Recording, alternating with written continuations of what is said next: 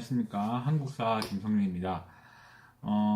업로드가 매주 이렇게 하고 싶지만, 저도 일과가 있기 때문에 또 직장이 있어서 또 이렇게 학업에 방해 안 되는 순에서 좀 더 빠른 업데이트를 하도록 하겠습니다.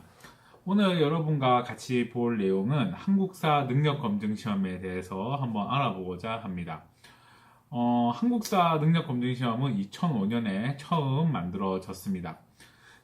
한국사 능력검증시험이 만들어진 이유는 학생들의 그 학업에 대한 부담을 줄여주기 위해서 정부에서 그 한국사를 줄이고 오히려 이제 실무적인 영어라든가 이런 걸 많이 좀 부각을 하게 되면서 심각한 문제에 봉착을 하게 된 것이 이제 기본 지식을 모른다. 예를 들어 윤봉길 선생님도 모르고 거의 안중근 선생님도 누군지 모르고 이러한 그 이제 인문학적인 소양의 부족으로 인해서 결과적으로 이거에 대한 이제 경각심에 의해서 국사편찬위원회에서 한국사 능력검증시험을 만들게 되었습니다. 이 한국사 능력검증시험은 그때 당시에 저도 처음 시험을 쳤었는데 2005년에 시험 쳤을 때는 1급부터 9급까지 이렇게 있었고 실제로 논술, 그다음에 1급 고급 같은 경우 논술, 그다음에 단답형, 한자 번역 문제, 그다음에 사료 해석 이런 것들이 이렇게 문제가 있었는데요. 저도 그때 당시에 진짜 합격하기가 저도 그때 대학 이제 군대 갔다 와서 막 시험 칠 때였는데 저도 많이 떨어졌었어요. 그래갖고 그 시험만 몇 번이나 매번 봐서 거의 세네 번만 1급을 땄던 것 같아요. 그러다가 이제 박근혜 정부 초기에 이제 들어와서 이제 임용 시험에 이 한국사 능력 검증 시험이 추가가 되면서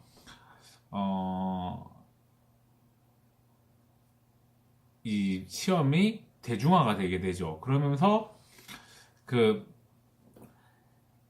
시험 난이도가 많이 좀 난이도가 낮아지게 됩니다. 그러면서 이제 응시자가 자동적으로 늘어나고 합격자도 많이 생기면서 이제 시스템이 많이 바뀌었는데요.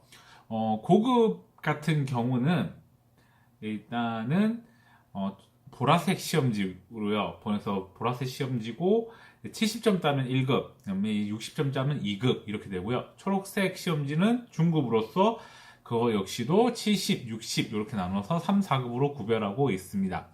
초급도 마찬가지고요.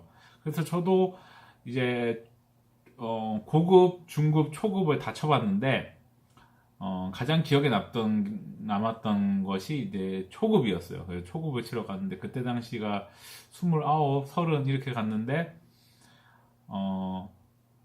학부모님 나가세요 이렇게 얘기를 하더라고요. 그래서 저 학부모 아니라고 시험 치러 왔다고 이렇게 했는데 정말 애기들만 막 있고 애들이 까르르 까르르 하면서 엄마 시험 잘 보고 올게 하는데 저 혼자 또 제가 덩치가 좀 작은 것도 아니고 또 덩치 큰 사람이 또 거기 앉아가지고 멍하니 나는 누구인가. 시험도 알다시피 10분 만에 다 봤어요. 10분 15분 다 보고 또 시험 시간이 그 90분 정도 되거든요. 근데 이 초급은 좀 일찍 맞춰요. 그래가지고 그런데도 진짜 시간이 길게 느껴지더군요.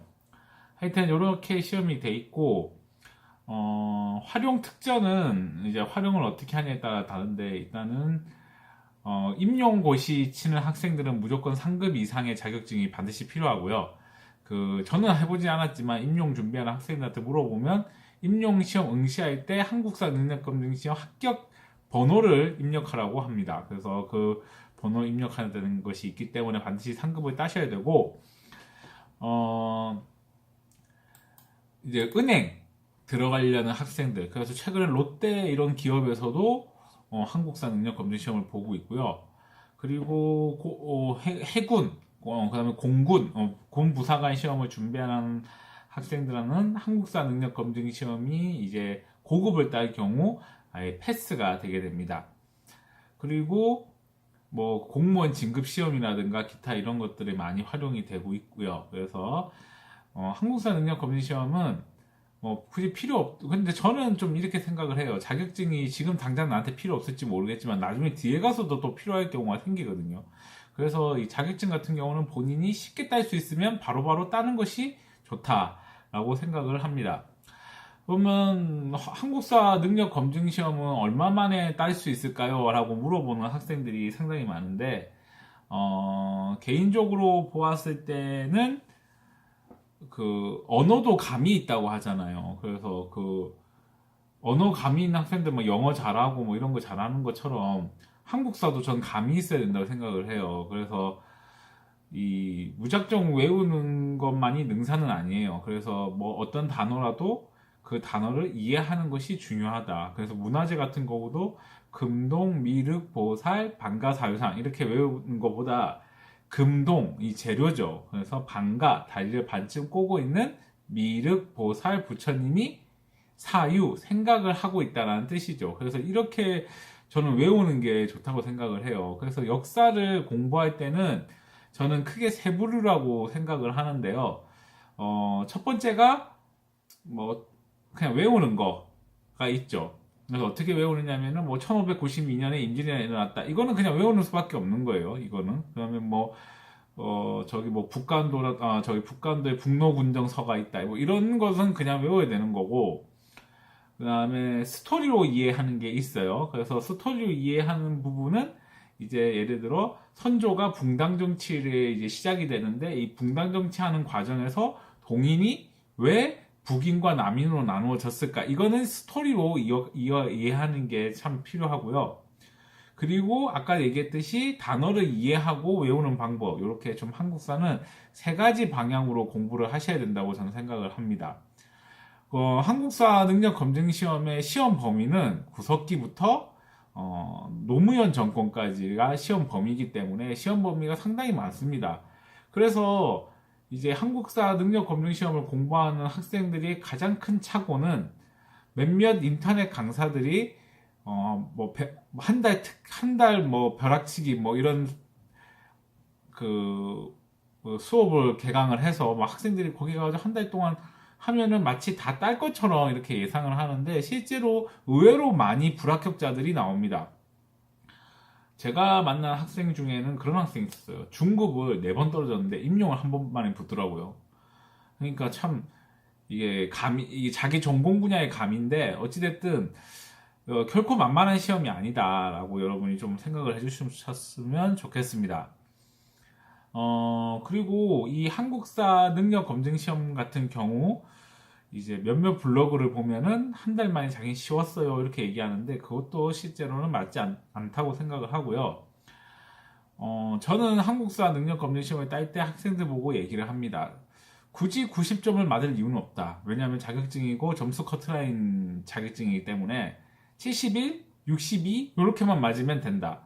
그러면 그렇게 맞으려면 몇 개를 틀려야 되나요? 이렇게 물어보는 학생들이 많은데 15개에서 이제 15개 이내로 틀려야만 자격증을 얻어줄 수가 있습니다. 그래서 이러한 부분도 학생들이 반드시 생각을 하셔야 됩니다. 그 한국사 능력 검증 시험은 주로 이제 응시료가 요새 한 2만 원 가까이 하는 것 같던데 이렇게 응시료를 하고 있고 그 공부를 이제 교재를 소개를 해드리면은 저는 수업할 때 이걸로 수업을 합니다. 제가 만든 책인데 합봉 선생과 함께하는 한국사라는 책인데요. 지금 현재 저도 출판사를 통해서 이제 책을 출간하려고 하고 있습니다. 저는 그 한국사 공부를 이렇게 저는 연대 순으로 하는 게 제일 좋다고 생각을 해요. 그러니까 역사 서술로 얘기하면 편년체식이죠. 그러니까 우리 한국사를 보면 이렇게 돼 있어요. 정치, 경제, 사회, 문화 이렇게 돼 있는데 그렇게 공부하면 장점이 뭐냐면 그 내용을 깊이 알 수 있다는 장점이 있지만 반면 자격증 공부하는 사람 입장에서는 이렇게 되는 거죠. 정치에서 광해군을 배웠는데 문화 파트 가서 뭐 다시 태조, 뭐 세종 다시 배우다가 다시 광해군으로 가는 거죠. 그러니까 다시 정치 부분을 까먹게 되는 거죠. 그래서 저는 아예 설명을 할 때 이렇게 해요. 광해군 때 뭐가 있었는데 광해군 때 정치, 사회, 문화가 어땠다. 이렇게 저는 설명을 하는 식으로 주로 수업을 많이 하고 있습니다. 그리고 요 최근에 본 책 중에는 잠시 실례를 하겠습니다.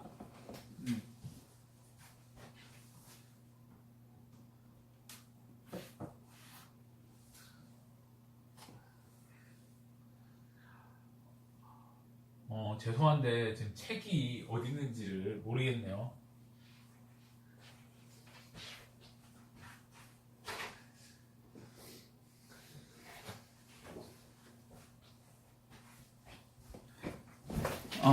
막아뒀습니다. 죄송합니다.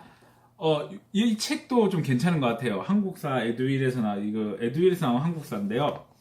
이 책도 나름 좀, 좀 깊이 있게, 좀 나름 이렇게 보충 설명이 상당히 잘 돼 있기 때문에 문제도 풍부하고, 그래서 이 책도 상당히 괜찮은 것 같아요. 가격은 24,000원이고요.